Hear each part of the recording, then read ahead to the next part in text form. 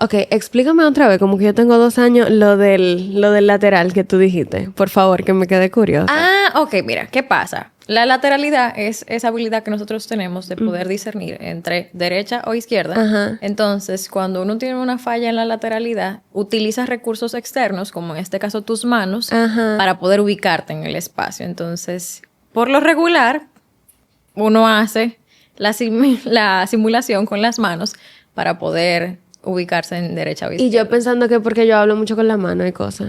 Y no. Puede ser, pero tú pensaste antes de hablar. Entonces Ajá. no es algo como que derecha o izquierda. Dios. Fue derecha, izquierda. O sea, hay un proceso de pensamiento. Me perdono a mí mismo por eso, no pasa nada. No pasa nada. Eso, de hecho, le pasa a muchísimas personas. Claro. Mi mamá tiene una bella costumbre de que si ella está de copiloto, sus direcciones son para acá, para acá. Y si tú no la estás viendo, tú no sabes para dónde tú vas. Pero eso es como del dominicano. Yo creo que no...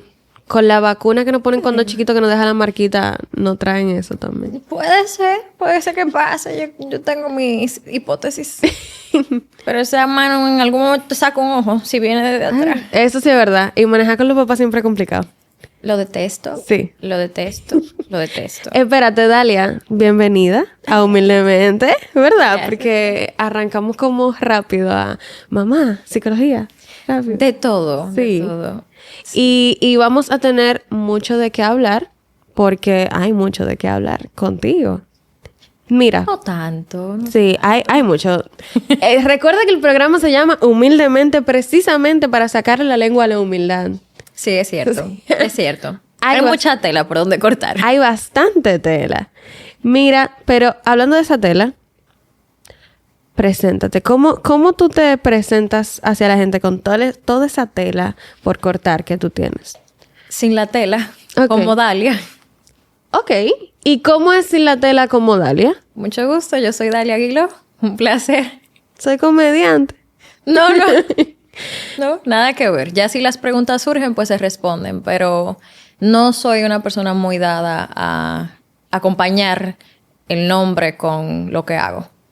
No considero que soy mi profesión. Ok. Es un tema que se repite bastante aquí. De hecho, bueno, las personas con un perfil parecido al tuyo, cuando yo hago esa pregunta, usualmente viene la parte humana antes de yo soy extrovertido, yo soy una persona cálida, o soy una persona, etcétera. Y luego entonces hablo de lo que hago, ¿verdad? Mientras que las personas que se dedican a otro tipo de cosas, lejos de lo que tú te dedicas, sí se presentan con la profesión. Yo soy y hago y tal cosa.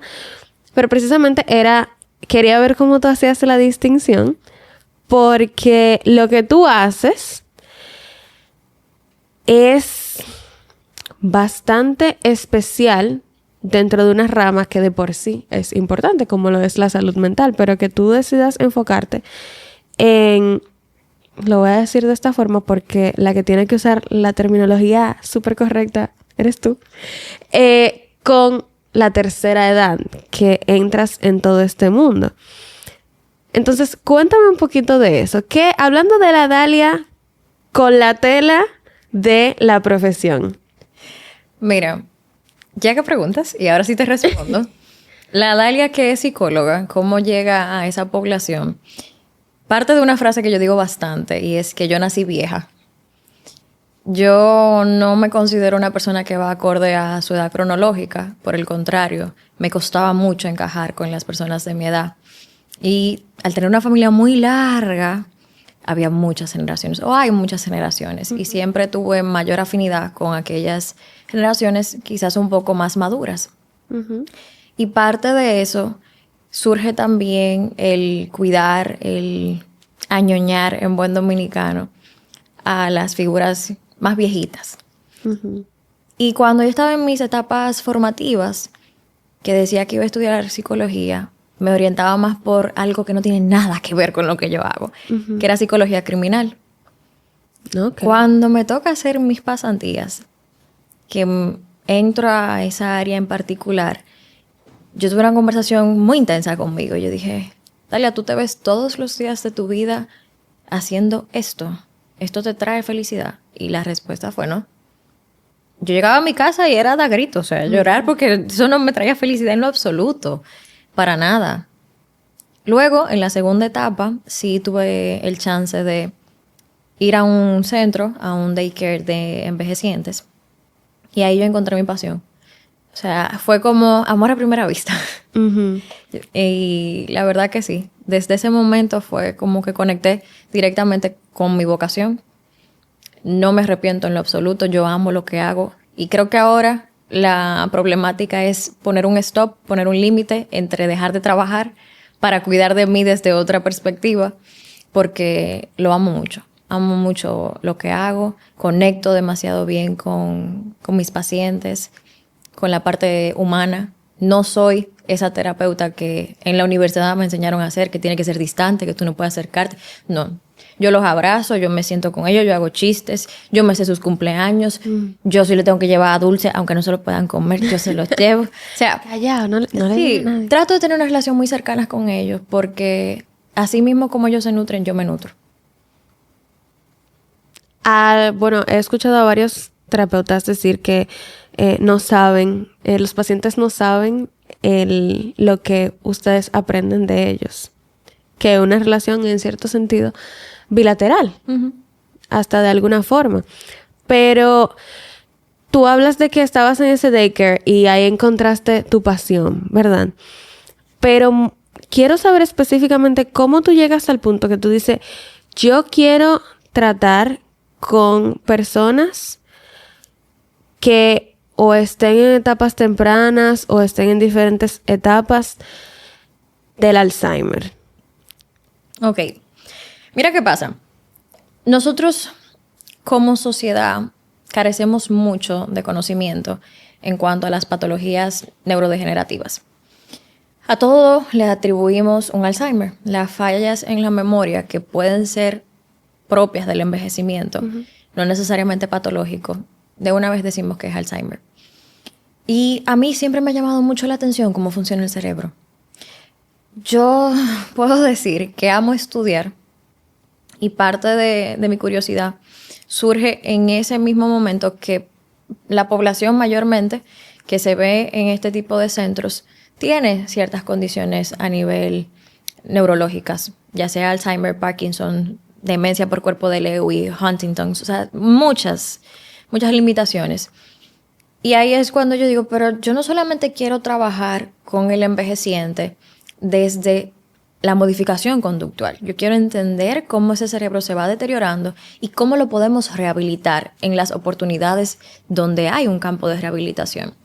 Y después de que llega ese aha moment, esa idea, o vamos a decir pregunta, más bien, comienzo a hilvanar toda esta, no sé, historia, como sea que le queramos llamar, para dar con lo que hoy en día son mis especialidades, que mezclan tanto la parte de intervención psicoterapéutica como la intervención y rehabilitación en lo neurológico. Entonces, ahí creo que más o menos te respondo. Surge de ver la necesidad que había dentro de las poblaciones con las que estaba trabajando en ese momento y la misma curiosidad que necesitaba yo saciar de qué pasaba en esa cabeza, cuáles eran esos cambios anatómicos y también a nivel conductual que presentaba el envejeciente. Cuando tú hablas de las necesidades que viste en ese sector poblacional en ese momento, cuando estabas teniendo el primer contacto con esta población, ¿verdad? Hablas de las necesidades que encontraste y de tu deseo de entender qué estaba pasando en esa cabeza, pero me lo dices así y no sé si es por mi cerebro que siempre busca el contar una historia o el tener una imagen clara, pero a mí me llega a la cabeza, tuvo que haber un detonante, un viejito o una viejita. Mira, tú eres muy intuitiva y yo soy muy hermética. Sí, hubo varios, pero una de ellas en especial fue un caso que a mí, para contártelo en palabras muy llanas, lo menos que me hizo esa paciente fue que me llevó a que me operaran el brazo. ¿Qué? No, espérate, vamos a parquear el podcast aquí para que tú cuentes la historia del brazo. Ok. Yo soy muy frágil, empezando por ahí. Soy una flor delicada. Sí, de ahí mi nombre, gracias. Entonces, ¿qué pasa? La condición que tenía esta paciente la llevaba a actuar de una manera involuntaria. Tenía una demencia frontotemporal con una variante conductual. Entonces, ¿qué quiere decir esto en palabras sencillas? Ella no podía controlar sus impulsos. Y a pesar de que en otro momento donde ella quizás no tenía la patología, pudo haber sido una mujer muy dulce, si ella quería llamar tu atención, ella no medía la fuerza que ella tenía. Entonces, ella quería llamarme atención. En ese momento yo no la podía atender. Ella me aló del brazo de una forma muy brusca. Entonces, mi brazo no aguantó. Y ya de por sí, él tenía un tema ahí, ese hombro. Uh-huh. Entonces, esa fue la gota que derramó la copa. Entonces, en ese momento, con todo y mi dolor y los arañazos y todas las otras cosas que ella hacía, yo dije, Señor, yo necesito entender qué pasa con ella y cómo yo la puedo ayudar. No era meramente la curiosidad por saciarla en sí, era cómo yo puedo ayudarla, de qué manera podemos estructurar un programa donde ella reciba la ayuda que está requiriendo, humanizada. Porque, ¿qué pasa? Da miedo. Da miedo. O sea, tú no quieres que nadie te haga daño, tú no quieres que anden por ahí aruñándote, claro, y que te estén dando golpes del brazo. O sea, seamos serios. Uh-huh. Uno no quiere eso. Pero también, ella tampoco quería sentirse mal. Uh-huh. Nadie quiere estar enfermo. Nadie quiere estar en esos zapatos. Y es ahí cuando mi parte humana se une con la parte, vamos a decir que psicóloga. Uh-huh. Y quiere buscarle respuesta a ambas cosas. Ese fue el caso. Pero fíjate cómo, porque me llama mucho la atención que tú no dices, aléjenme de esta vieja.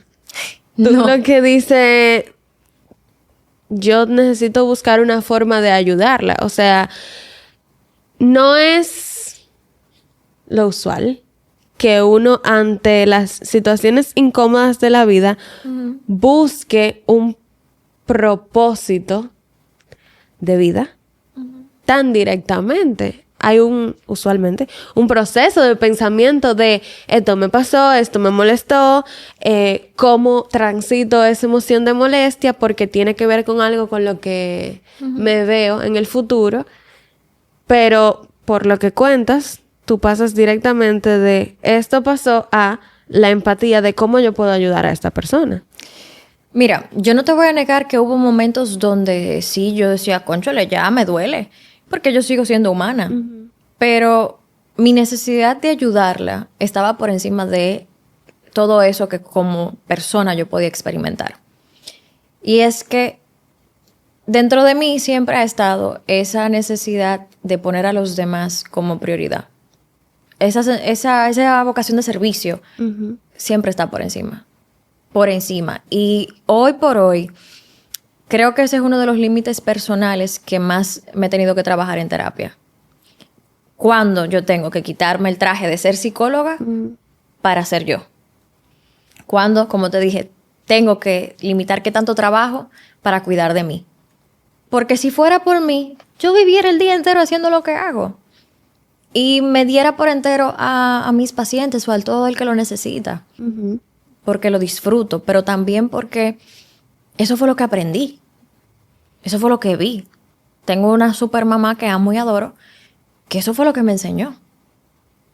La solidaridad ante todo. Entonces, no puedo hacerlo diferente. Porque es lo que siempre viste. Exacto. Y tú hablas de el cómo, de una vez pensé en cómo yo podía ayudar a esta persona. Y tu carrera, como yo la veo, uh-huh. no tiene pausas largas dentro de lo corta que es tu carrera. Porque tú haces el bachelor's degree, que somos de la misma alma mater. Luego pasas y haces directamente el master's degree a mí no me importa que yo esté hablando en Spanglish. Para decirlo desde ahora. Si no le gusta, quítalo. Ok, entonces, haces el Master's Degree y luego tú viajas otra vez y haces otro máster. Yo lo hice de manera simultánea. ¿Al mismo tiempo? Ujú. ¿Y no quedaste calva? No, tengo canas, Ah, yo también. pero no quedé calva. No quedé calva. ¿Cómo? ¿Por qué? ¿Cómo? ¿Por qué? Mira qué pasa. Nosotros dentro de nuestro país en psicología necesitamos tener un máster para poder ejercer. Ujú. Entonces ya yo estaba en el lío, dígase, ya yo estaba trabajando directamente con la población. Entonces, mi máster principal, que era neuro, se toma 2 años. Ujú.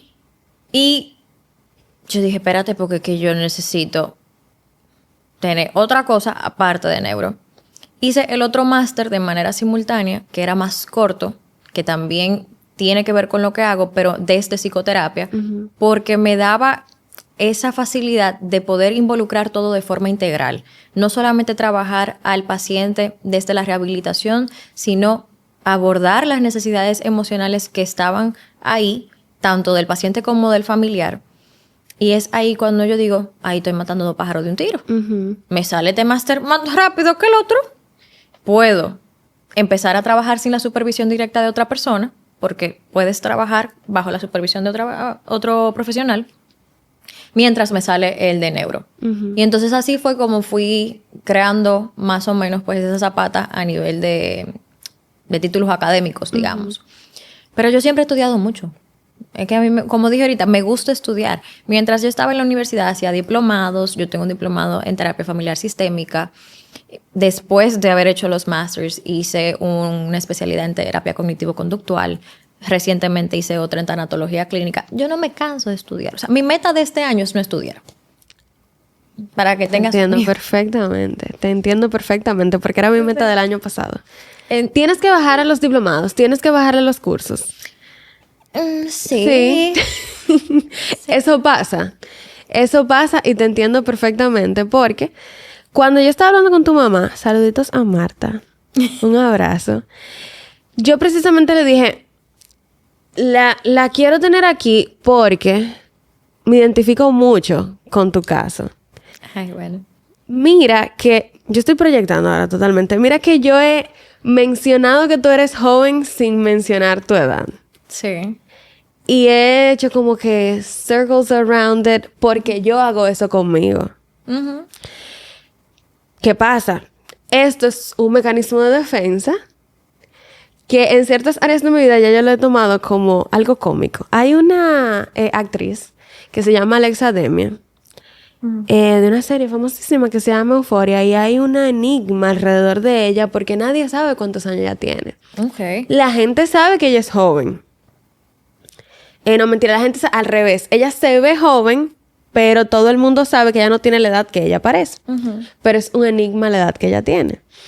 Y ese caso siempre me da mucha risa porque yo en los lugares no digo mi edad.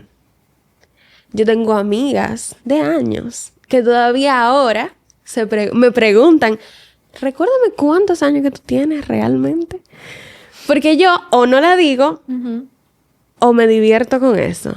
Y Ok. digo, 18. En el trabajo lo hago muchísimo. Que los clientes me preguntan en una reunión súper seria. Mira, una pregunta. ¿Cuántos años tú tienes? Y yo, 18 recién cumplidos. Yo estaba trabajando ilegal antes de eso. Pero mentira. Claro. Claro, eso es ahora. Porque yo dejé de decir mi edad cuando mi edad se convirtió para mí en un arma que las personas utilizaban. El hecho de que, por ejemplo, depende en mi caso mucho de dónde la gente me conoce. Si la gente me conoce en un territorio tranquilo, informal, es como que tú te ves más joven de lo que tú tienes. Mientras que si me veo en un ambiente profesional tú definitivamente no hablas, ni te expresas, ni te manejas como la edad que probablemente tú tienes. Y es una conversación recurrente en mí. Y ya yo lo tomé como hasta parte de mi marca. Yo me voy a divertir con esto. Y cuando estaba conociendo tu caso, yo dije, yo estoy casi segura ¿Qué le pasa lo mismo? que le pasa lo mismo. 100%. Porque si eso me pasa a mí, que óyeme, estoy casi segura que nos chocamos en la universidad. Porque los tiempos me dan totalmente. Y yo estoy en un ámbito creativo, artístico. Todo en mi vida tiene que ver con cosas que, aunque la gente considere que es debido a muerte, no lo es. Como lo es todo lo que se relaciona con la salud y la salud mental.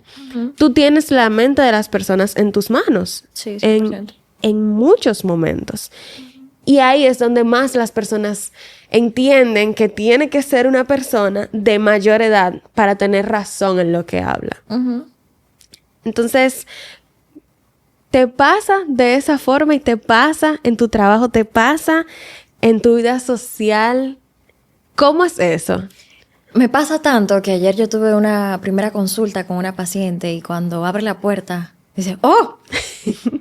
Yo pensaba que era una señora que me iba a tocar. Y yo, no, soy yo. Y yo Tú puedes ser mi hija. Y yo, probablemente. Y es ahí cuando yo digo la frase que te comentaba al inicio, pero no se preocupe que yo nací vieja. Soy paja para la garza. Eso no pasa nada. Y sí, me pasa con mucha frecuencia que suelen utilizar lo joven que me veo o lo joven que soy como un arma, como bien tú lo comentabas. Sin embargo, cuando abro la boca, entonces dicen, no, pero tú sabes mucho, tú no aparentas tu edad.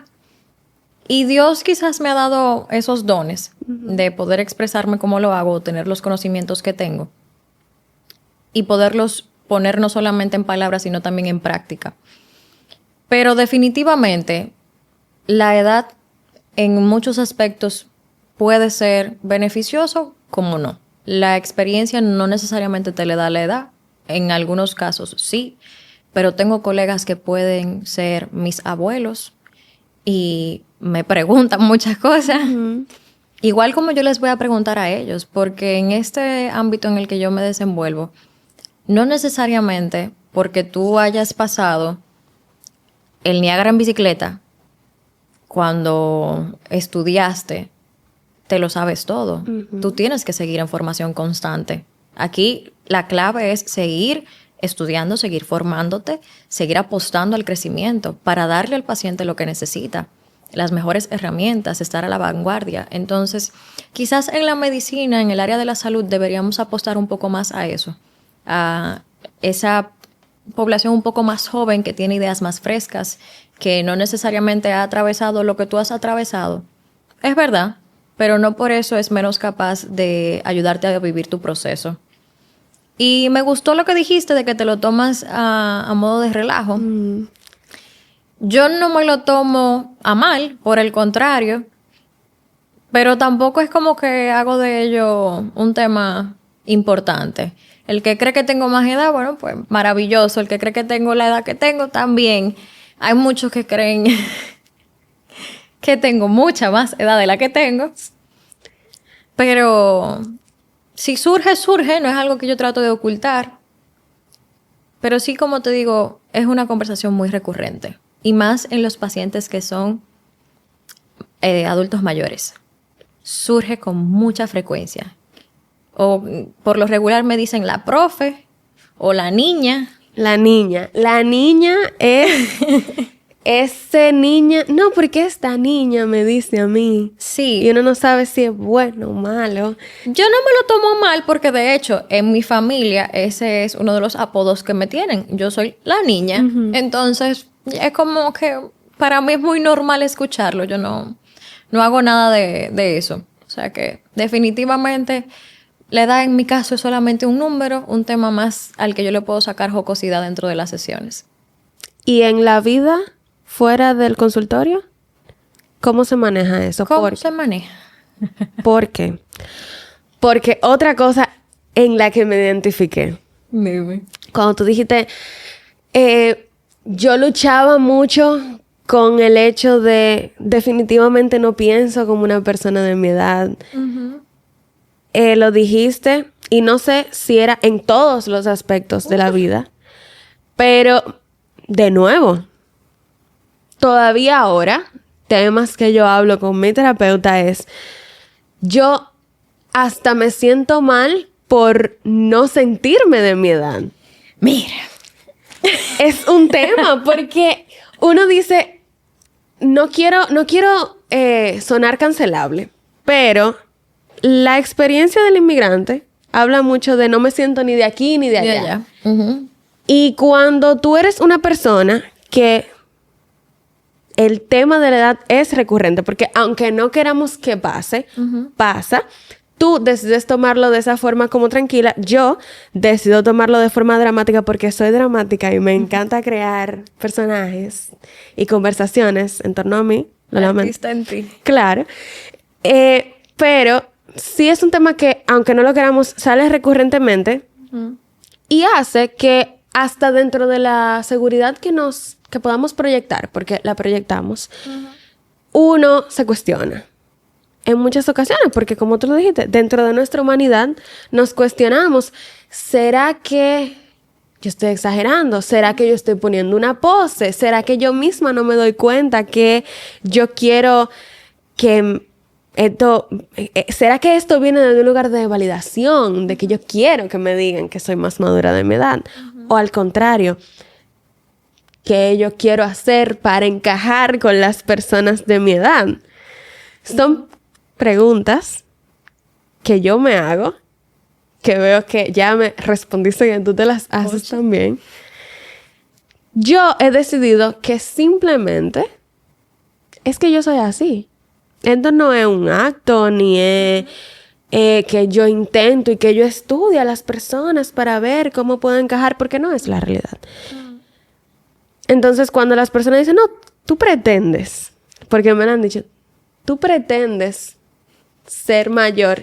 No, porque si fuera así, yo nací pretendiendo. Y no es verdad. Ya hice las paces con eso. Y como que, mira, yo simplemente soy así, ¿ya? Yo estoy en ese in-between. Y lo uso a mi favor. Pero, ¿cómo ha sido para ti ese punto de vista de la vida? Porque no es a muchas personas que nos toca. Es interrogante.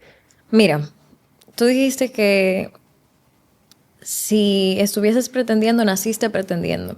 ¿Qué pasa? Nuestra historia determina muchas cosas.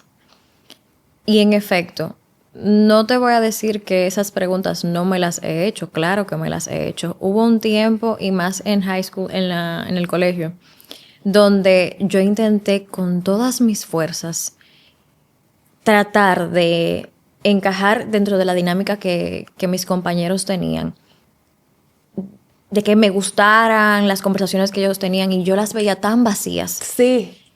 Y para mí era como, Dios mío, por favor, arráncame la cabeza. Sí. Porque no podía, o sea, me sentía muy falsa. Me sentía falsa y me sentía mal conmigo.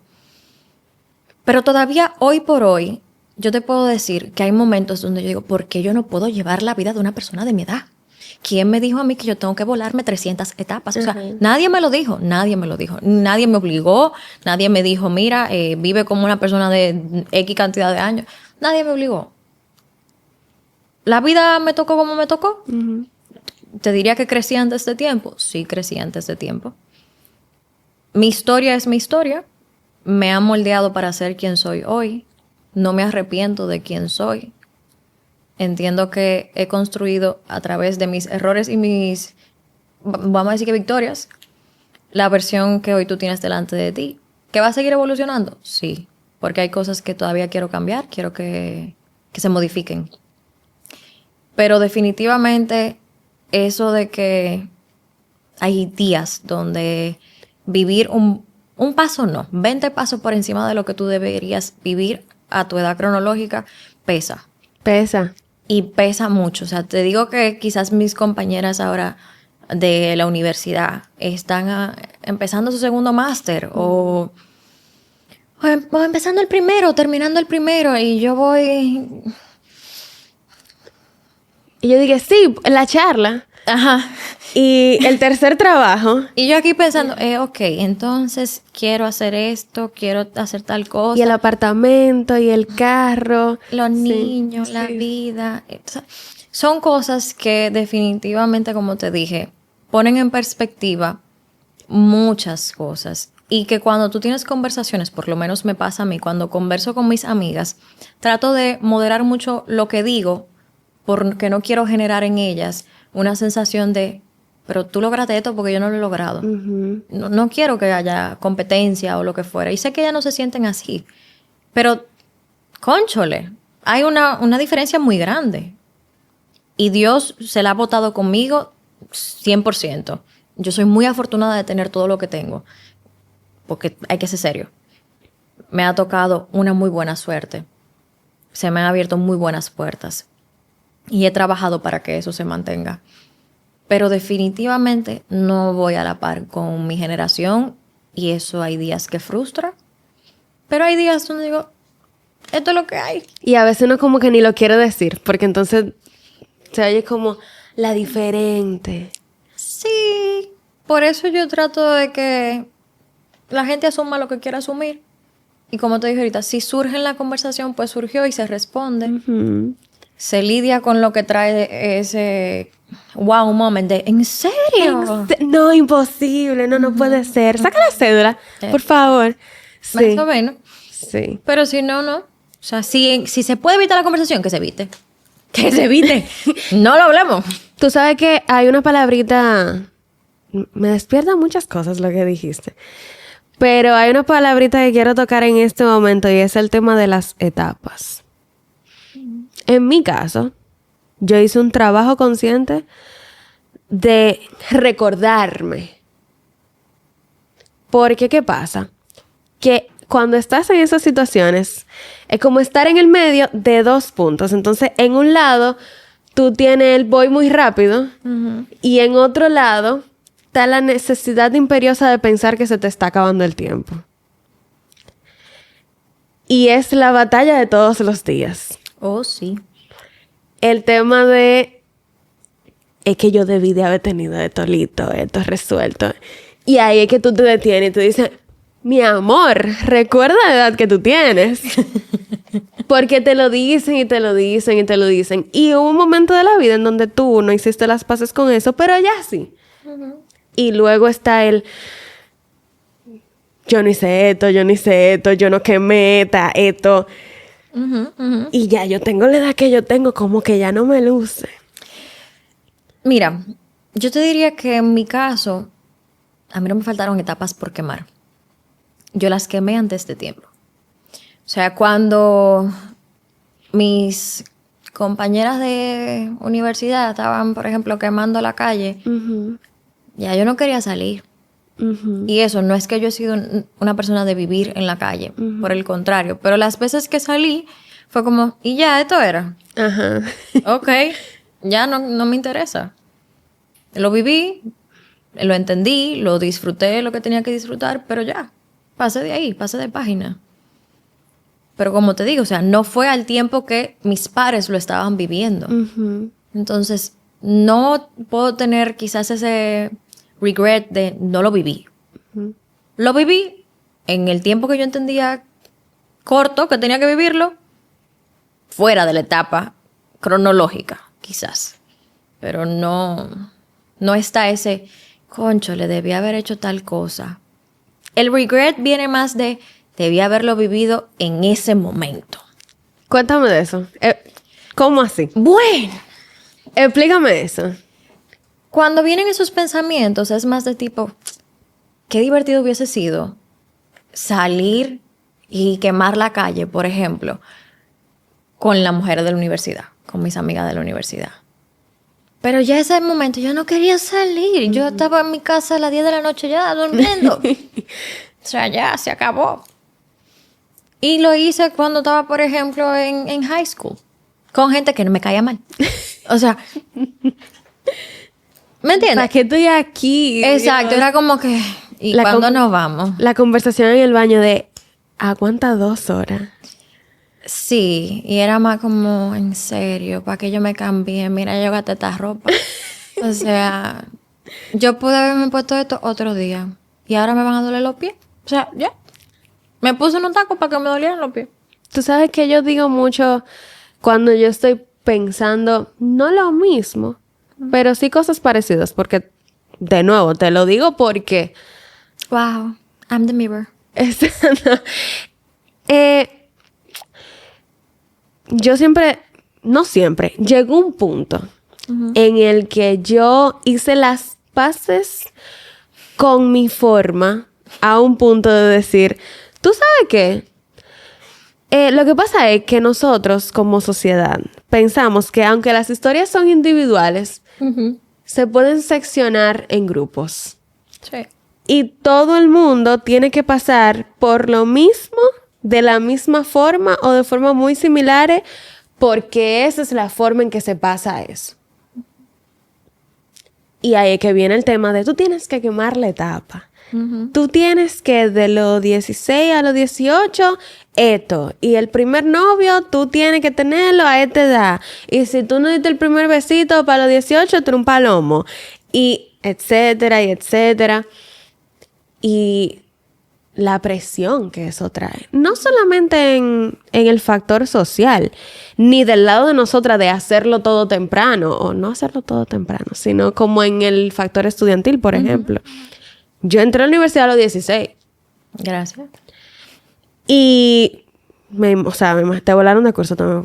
No, yo entré a los 17, pero terminé muy joven. O sea, mi carrera duró 3 años y 4 meses. La mía también. Exactamente. Entonces, está ese lado de la historia de el temprano. Pero también hay gente que precisamente por el hecho de pensar que las historias se viven en grupos, sienten que es tan tarde. Porque quizás dicen, tengo 25 años, no he terminado la carrera.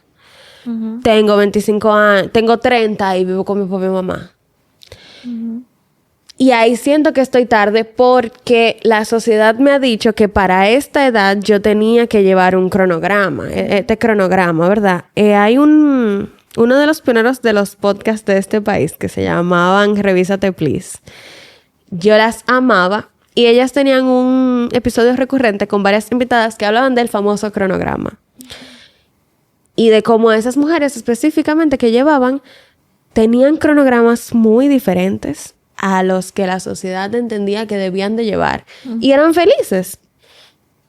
Y llegó un punto en que yo, en un viaje que hice a Madrid, que fue... Todo el que me conoce sabe que eso fue un antes y un después en mi vida. Porque fue un viaje que se armó, Dalia, en 2 semanas. Fabuloso. A Madrid.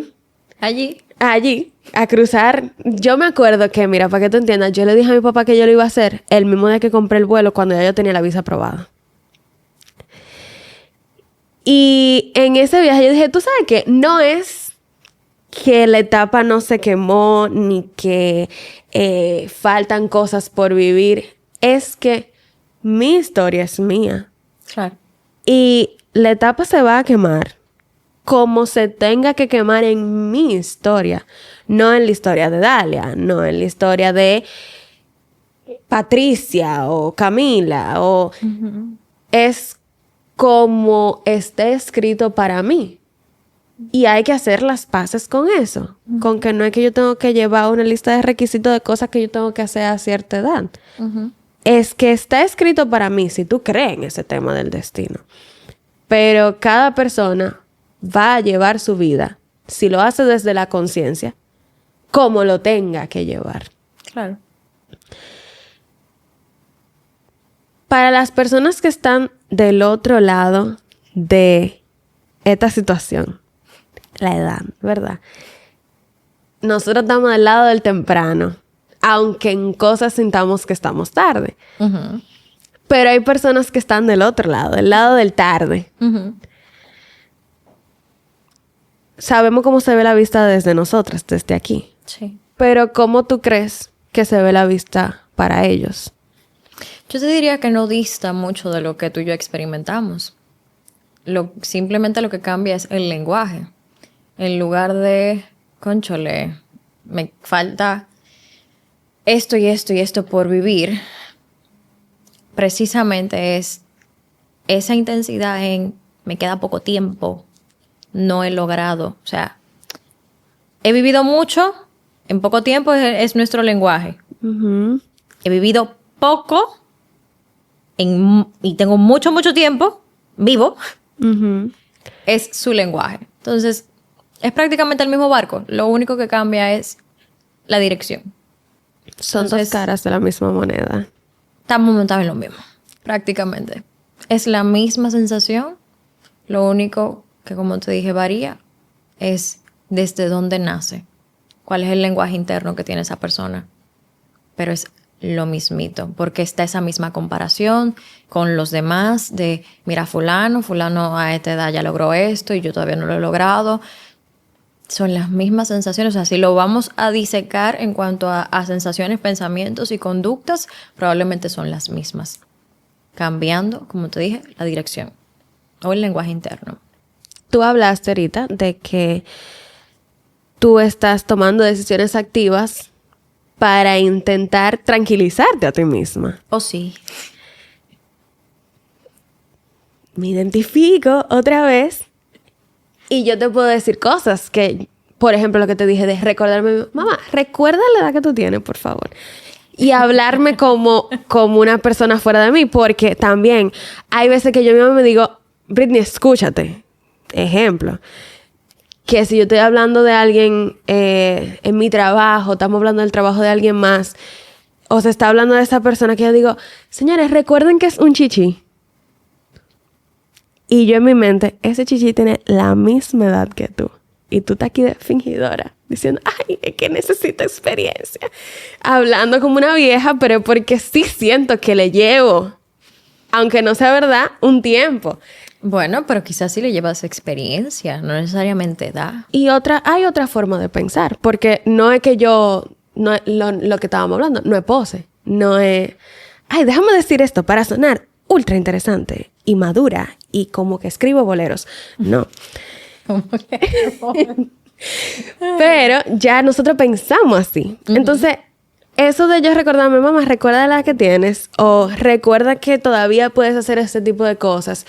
E incluso alejándolo del tema de la edad, siendo una persona productiva, porque yo soy productiva y hago muchas cosas y sé que tú también haces muchas cosas y yo misma me digo a mí porque lo he aprendido, lo he trabajado, ¿verdad? El descanso es parte del proceso y tomo acciones en base a eso. ¿Qué tú has hecho para ti misma tranquilizarte? Slow it down. Bueno, yo te diría que muchos intentos fallidos, pero todos los días es una nueva oportunidad para lograrlo, ¿verdad? Actualmente, yo te diría que lo más importante es identificar qué necesita mi cuerpo, y mi cuerpo necesita descanso. Hace un tiempo yo trabajaba desde que salía el sol hasta que se acostaba. Desde las 8 de la mañana hasta las 9 de la noche. Como que no pasaba nada. Tomé la decisión de empezar a trabajar a partir de las 11 de la mañana, hace un tiempo. Y me tomo las mañanas, me levanto igual temprano, pero tengo tiempo para mí. Leo, escribo, voy al gimnasio. O sea, trato de tener momentos conmigo. Como, porque antes me olvidaba que tenía que comer, gracias. Qué detalle. Sí, pero ahora como. Y aparte de eso, quitando lo que te acabo de comentar, estoy tratando ahora, hace poco, hace como 2 semanas que tomé esta decisión, de tener los viernes libres. Esperemos en Cristo que yo lo pueda cumplir. Uh-huh. Pero, ¿qué pasó? Ayer yo tuve cita con mi psicóloga y ella me dijo, mira, tú tienes que entender algo, y es que dentro de tu esquema tiene que haber flexibilidad. Dígase que si hay algo que surge un viernes y ese viernes no puede estar libre, pues no está libre y chill, no pasa nada. Busca otro momento en la semana donde tú puedas descansar. Pero también tengo que entender que el descanso es medicina para mí, porque si no descanso me enfermo, y está comprobado. Si no descanso me enfermo, o sea, goteo. Totalmente. Literalmente. Totalmente. Entonces, eso, tener conversaciones más honestas conmigo, escuchar a mi cuerpo, ver qué es lo que me está pasando, por qué me está pasando, y darme el tiempo que necesito para recuperarme, para recomponerme, pero hacer lo que me gusta, lo que me da la gana. O sea, si me quiero quedar acostada, quedarme acostada. Si no quiero hacer nada, no hacer nada. Si quiero salir a caminar, salir a caminar. O sea, como te dije, escucharme. No hacer las cosas por cumplir con la cuota de otra persona, sino cumplir con la mía. Cumplir con tu cuota. Esa es tu cuota en lo personal. Sí.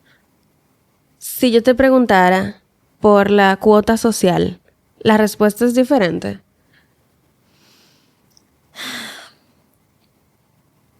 Yo te diría que no. ¿Por qué? Cuéntame. No es necesariamente diferente, porque si tú te pones a darle un poquito para atrás a lo que acabo de decir, que la gente ahora mismo prioriza el wellness, que yo te acabo de decir, que parte de mi rutina consiste en leer, escribir, hacer cosas que yo me siento bien, que esté descansando, cuidando de mí. Entonces, al final cumplo con una cuota social que de alguna manera encaja.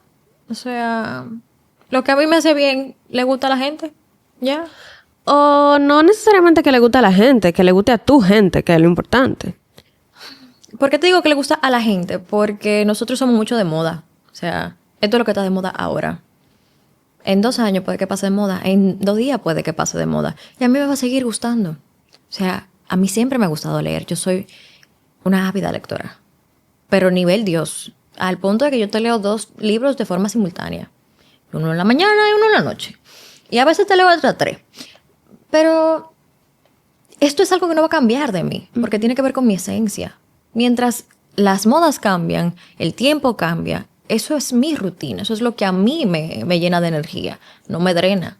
Entonces, se puede estar acabando el mundo allá afuera, lo que a la sociedad le encante puede variar, pero no. Entonces, si tú me vas a hacer la pregunta en 2 años y la cuota social ha cambiado, la respuesta va a ser diferente. Hoy por hoy, no.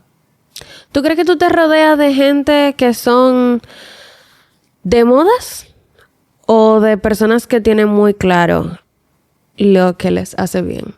Yo tengo de todo un poco. ¿Por qué de todo un poco? Porque en la vida tú necesitas tener un balance. Gente aterrizada, gente que sueñe, para tú también soñar un poco. Pero también personas que estén con la moda, para tú no quedarte atrás. Porque uno necesita de todo también. Claro. O sea, yo te puedo decir que a veces yo soy muy aérea. Porque dentro de mi profesión tú escuchas muchas cosas. Y abstraerte es parte de cuidar de ti.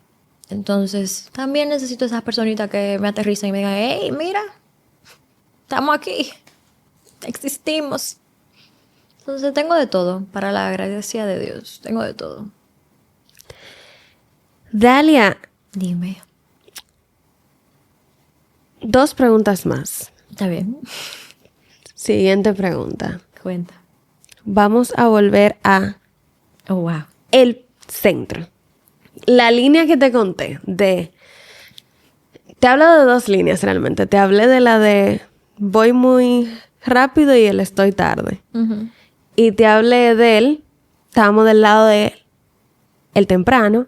En algunas cosas, en otras no. Pero hay personas que sienten que están más en el lado del estoy tarde. Uh-huh. En las cosas que socialmente se supone que importan. Uh-huh. La carrera, todo eso, ¿verdad? El estudio, etcétera. La Dalia humana que me responda desde el temprano, en los estudios, en la carrera. Pero la Dalia que conoce el comportamiento humano desde lo que trabaja y ha estudiado. Uh-huh. Que le responda al que siente que está tarde. Si tenemos que decir un reminder uh-huh. para ambos grupos, ¿qué diría la Dalia humana y la Dalia psicóloga? ¿Tú sabes cuál es el tema aquí? que no hay una diferencia, mi respuesta va a ser Dalia. Dalia como lo que es. Dalia que decidió estudiar psicología. O sea, que no te puedo decir la Dalia humana o la Dalia psicóloga. La Dalia. Para quienes sienten que están temprano, felicidades, tienen tiempo. Tienen la oportunidad de crecer, de cometer errores, de levantarse, de aprender de ellos, de equivocarse, de empezar de cero todas las veces que quieran. Y para quienes sienten que están tarde, igual tienen tiempo, porque ese parámetro se lo pusieron ustedes y se lo puso la sociedad. La gente, aunque puede que exista un factor, vuelvo y digo, cronológico, eventualmente todo el mundo se va a morir, ¿verdad? Hay que estar serios y claros en eso.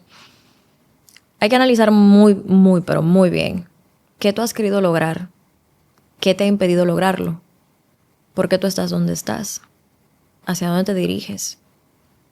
Tú estás en el punto en el que te encuentras por presión social.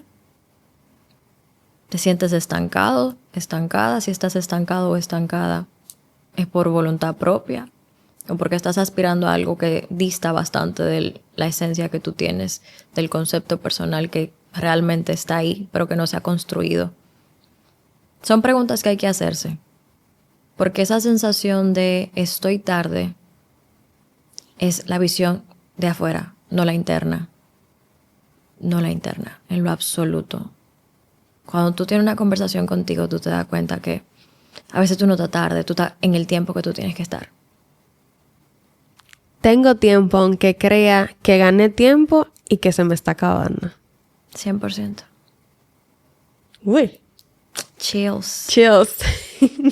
Es como un reminder a la gente y hasta a uno mismo en muchas ocasiones.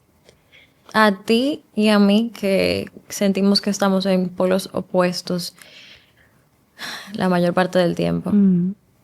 Eso invita a uno a vivir en el aquí y el ahora. Totalmente. Te lo dice alguien que vive sobrepensando. Sí, lo sé. Precisamente no hay forma de sostener una conversación como esta con tantas cosas de he aprendido a si no sobrepensáramos. Porque es parte del proceso. Sí, pero te voy a decir algo que quizás puede ser controversial. El sobrepensar de alguna manera te ayuda también a visualizar lo que tú quisieras lograr y te prepara para que ese aquí y ahora esté más a la par con la visión futura que tú tienes de lo que tú quieres. Es que al final todo viene desde la intención. Sí. Cuando tú aclaras la intención, ¿qué hay detrás del volverme lo que en la cabeza con esto? ¿Por qué? Y cuando tú te preguntas el qué hay detrás, tú aprendes a disipar la neblina para ver con más claridad. Eso no es un proceso que uno sabe hacer de una vez, pero es lo mismo que te digo, cuando tú empiezas a vivir desde la conciencia, es diferente el pensamiento, aunque sea en exceso. Sí. Y lo aprendes a controlar. El autoconocimiento es la clave para todo. Para todo. Y eso da miedo. Sí. Tener conversaciones con uno mismo da mucho miedo. Demasiado miedo. Y la gente no está lista. Por eso tenemos mucha gente en terapia que no tiene la capacidad de sentarse consigo mismo a conversar, a abrir sus heridas, a entender desde dónde nacen, por qué están ahí. Y lamentablemente va a seguir pasando. Va a seguir pasando. Porque duele. Ser capaces de reconocer que a veces quienes se infligen esas mismas heridas somos nosotros, no es un traguito fácil de beber. Definitivamente. Tu última pregunta. Cuando ahora te pregunté eso y dijiste, la Dalia psicóloga y la Dalia humana van a decir lo mismo. Hemos hablado en este espacio de las Dalias. Las mismas. Las mismas. Ay, mija, yo tengo un cuento en eso de las mismas, pero no lo voy a hacer ahora. No voy a hacer ahora. Pero yo aprendí a verlo de una manera muy creativa, las mismas también. Me lo va a contar, me lo va a contar. Yo siempre, como este espacio es para hablar de mis invitadas la mayor parte de las veces, y hablar de ellas, para mí lo propio es que sean ellas las que nombren el episodio. Oh, wow. Entonces, si yo digo con una palabra o con una frase, Dalia es, ¿qué es? Mira, me agarraste fuera de base. A todos. Pero fuera de base, nivel Dios. Men, yo no sé. Dale, que tú puedes. No, yo sé que yo puedo. Yo sé que yo puedo, pero no me estaba esperando eso, para nada. Después de tanto fundir, a mí no me queda una neurona viva. Tú puedes. Déjame ver. Dalia esa es la pregunta, ¿verdad? Dalia es. Mira, es que al final de cuentas yo soy yo. Yo no puedo decirte otra cosa que Dalia es Dalia, o sea... Pero tiene que ser algo más profundo, como... Ten en cuenta que se va a llamar así mismo el episodio. Dalia nació vieja. Mira, me gustó esa. ¡Mira! Está genial. Empieza como un cuento de Ángela Mirón. Dalia nació vieja. Tú, mi amor, por eso tú tenías que venir. Dalia nació vieja. Dalia nació vieja y este episodio ya se terminó. Yes. Adiós. Bye bye.